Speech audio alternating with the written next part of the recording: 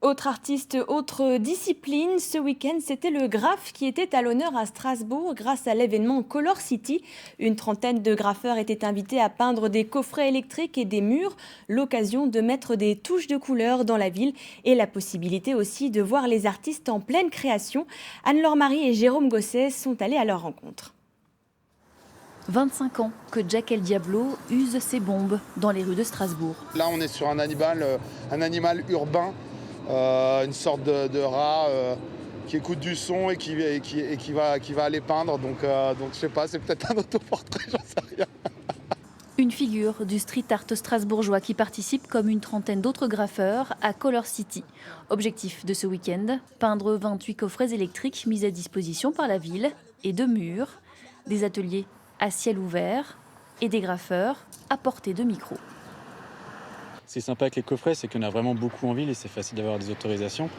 Un peu plus facile que d'avoir certains murs qui vont demander d'avoir les autorisations d'une copro ou de propriétaire. Des artistes strasbourgeois mais aussi allemands et même nantais, The Blind a traversé la France pour mettre en avant son concept. Son travail mêle bombes et boules de plâtre en relief, du braille, pour que l'œuvre soit perceptible par les non-voyants. Je suis un peu comme une gosse devant ce truc parce que moi je suis non-voyante donc, et puis moi je voyais avant et j'arrive vachement à bien m'imaginer tout ce que je touche.